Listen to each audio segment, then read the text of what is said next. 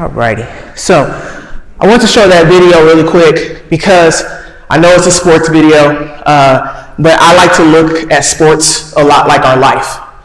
I believe that it takes a certain amount of discipline. I believe it takes a certain level of hard work, a certain level of commitment to play a sport. But I also believe that it takes those same type of disciplines to do the same thing in life, and especially in our faith. One thing that I love that he said is, don't worry about the expectations of others. How many sometimes could say you try so hard because you want to please your parents or you want to please someone else? Be honest. You want to do it for them sometimes. Like, I just don't want them to say nothing to me. I want them to be proud, and I'm just going to do what I have to do to be the best for them. Another thing he said is, don't worry about your past success. I love that because sometimes we think we deserve certain things because we've already done something. Or I am a good kid. I don't get in trouble because of this and that. But your past success doesn't matter about your right now, because today's a new day. This is a new year. Maybe you had a great school year last year, and maybe you're kind of going through the motions or coasting through this year. Or you see yourself, things are a little bit harder because you went up a grade. You're taking a little bit tougher classes. Like, how many of you can say you're taking some tough classes right now?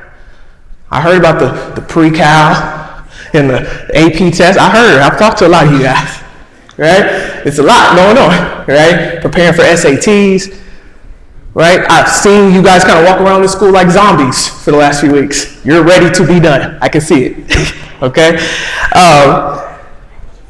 But then that comes to another thing. He said, what's distracting you? What's distracting you? How many can say maybe some of your friendships, relationships, social media have been distractions at times? Be honest. You're like, I'm going to take a little break from homework. I'm going to just keep on scrolling on Snapchat for a while. See how many filters I can do today, right? Okay. I'm saying this because the title of my message today is Make Every Day Count. Make every day count. That's something I live by daily. Is I want to live my best life. I want to give my very best every single day, as if it was my last. Because my thing is, tomorrow's not promised to us. So what are you doing today? What kind of attitude, what kind of mentality are you having today that's going to help you in your future and help you just get to tomorrow? Like I said, I've had many conversations with many of you. You guys are exhausted. I can see it. Teachers included. I get it. It's been a long year. I don't know everybody's story. I don't know what everybody's been through. But trust me when I say it's not just you either. I've talked to other students at other schools. I've talked to just some of the young adults that I mentor. People are tired. So raise your hand. You're tired. Like mentally exhausted, emotionally, right? It's okay. Okay? It's okay. Because in Galatians 6:9, it says, don't grow weary in doing good. Don't grow weary in doing good. Because in due time, your harvest will come. You've worked hard. You've worked hard this year. But I'm going to ask you this question. Be completely transparent. How many of you have given 100%? I don't believe in 100, coaches say 110%, 120%. You can't give more than what you can really give at 100% of your body. I believe that. But how many of you can say every single day, every time you walk into your classroom, every time you get home and you're about to do your homework, when it comes to your family, when it comes to your relationships, how many of you can say every single day, 24 hours, you give 100%? Raise your hand. Nobody. But then I ask the question, why? Why not? What holds us back from giving 100% every single day? Shout some things out to me. What are some things that hold us back from giving 100% every day? Yes, sir. The people around us. The people around us. That's awesome. What else? What holds us back from giving 100% every single day? Shout them out. There's things that hold us back. So tell me, what are some things that you may deal with? Yes, sir. Laziness. Laziness. Raise your hand, procrastinators.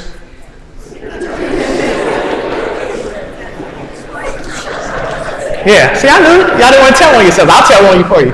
No problem. I'll call you out. Don't worry about it. Right? You're overwhelmed. How many get overwhelmed with your schoolwork? But you know you got an assignment a couple weeks ago, and now it's the night before you're trying to write that paper. Yeah. Okay? So I say that because there's ways to not grow weary. It's one thing to not grow weary just in our faith, but even in life. God said, I am your strength. I will give you wisdom, knowledge, and understanding to get through. In those tough times, I am your source. But I'm the biggest advocate when it says the word says, faith without works is dead. You have to do your part. You have to do your part. And sometimes we do it to ourselves. We get frustrated. Oh, I'm so tired. But sometimes it just takes a discipline to say, I'm going to get it done early. I'm going to do it before the night before it's due. And I know that's not always easy because life happens, right? Things happen in life. I get that. But I know for me, something that really shifted in me one time is when I looked at my mom. She battled for 6 years with her cancer process of going through chemotherapy, radiation. And I'll never forget her last 90 days. She was exactly in the hospital for 90 days before she passed. As long as I have known my mom in that process, she never, ever said she was tired. And I can literally tell you, she's never said she was tired until the last 2 days of her living. Right before, 2 days before she passed, she looked at me and she said, Bree, I'm tired. 6 years, she battled, she pushed, never complained, continued to serve people in her pain, right after chemo, trying to get to church to go serve at Bible study, pushing herself on a Sunday morning, Bree, just help me get dressed so I can get to church. I got to get to church. I need to go to the homeless shelter. Always wanting to serve, always finding the best in the situation. And she looked at me the final 2 days and she told me she was tired. And I knew right then, I was like, she's not going to make it. But she fought a good fight. And that's what I'm trying to get us to understand. Give your absolute best every single day. And I'm telling you this because I want you to finish strong. Finish well. Don't check out. You still have a few more weeks.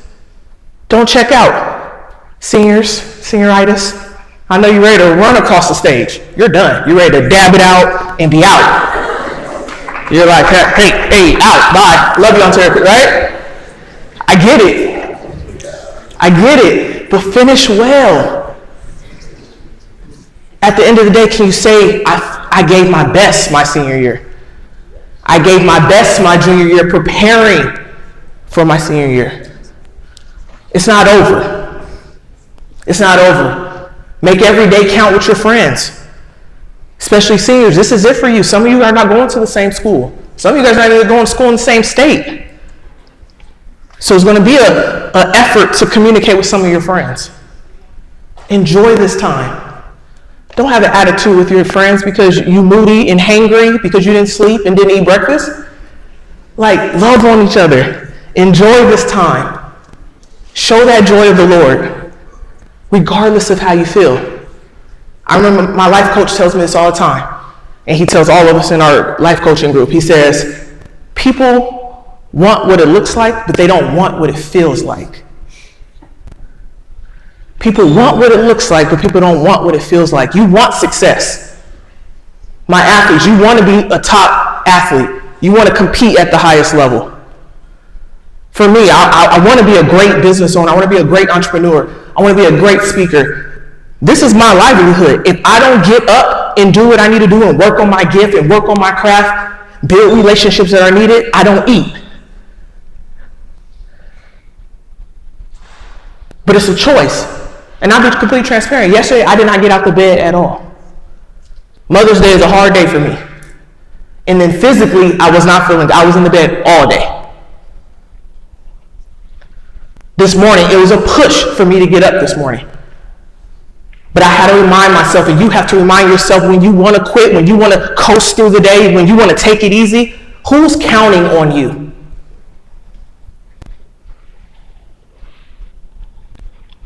Lives are counting on you. Some of you may not think you matter right now, but you are very relevant. And you are very important and vital to the kingdom of God, whether you think so or not. I have to remind myself daily, who is counting on me? I service over 200 students in the community. They're counting on me to get up every day and push through my pain, push through my comfort zone. And I'm challenging you today, and not just for this school, for the rest of the school year, but in life. Make every day count. Push through your comfort zone and what's comfortable for you, and remember your why. How many of you guys have goals and dreams? You have goals and dreams that you want to accomplish in life. If you're not raising your hand, I don't know if it's just because you're too sleepy to raise your hand or if you really don't, but everybody should have something that pushes you.